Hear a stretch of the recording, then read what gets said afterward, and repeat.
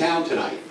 And last week, Vicki said, oh, we're having a celebration for John and Sylvia on Wednesday night. And instead of flying back, I wanted to make sure I could be here to just thank you for what a privilege it's been to be your partner.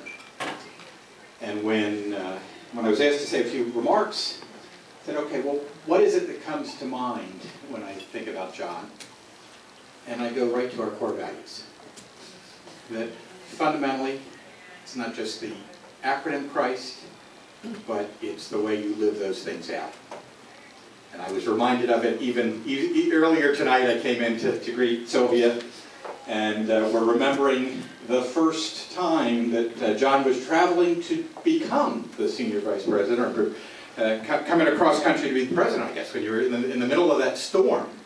The storm of the century, one of these things that are coming through, and you're leaving California because of your commitment to the poor to be here. And for those of you that have not seen this picture on Sylvia's phone that shows the view when they're taking their walks on the Pacific Ocean, to come to Chicago in the middle of winter is either insane, is one option, or a calling and a commitment to the poor.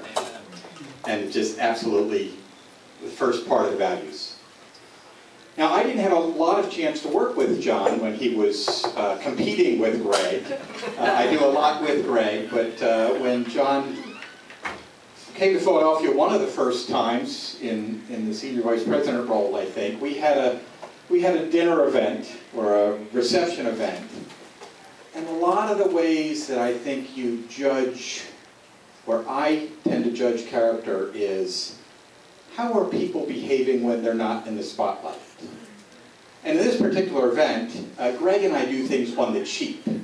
We always make sure that we're doing things for as low a budget as possible. The building we were in burned down a little bit later. That's a side point.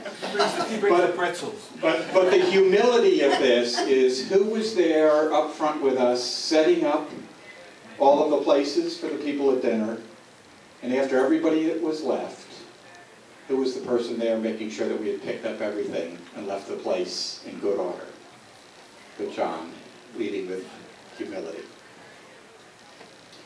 In the area of respect, BJ is here, so I don't have to dwell on that some of your predecessors in that president's role struggled with how do they work in a joint network.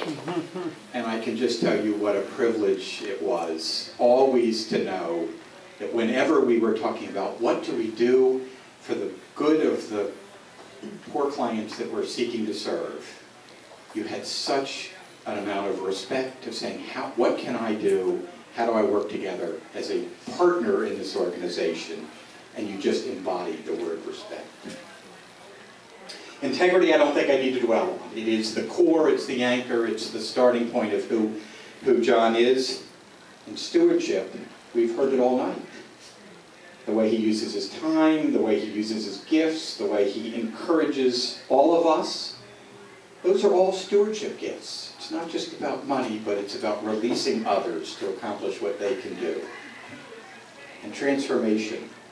I don't think I was ever in a meeting with John that we didn't start with prayer, end with prayer, make sure that we knew who we were serving and why we were there. So the Christ acronym is just not only our Savior, but it embodies who John has been. And I thought, as I end just these few remarks here, that the life verse that I've chosen is the one I would share with you tonight. It's Proverbs 3, 5, and 6. I'm sure most of you know it, but it's trust in the Lord with all your heart. Lean not on your own understanding. In all your ways acknowledge Him, and He will direct your paths.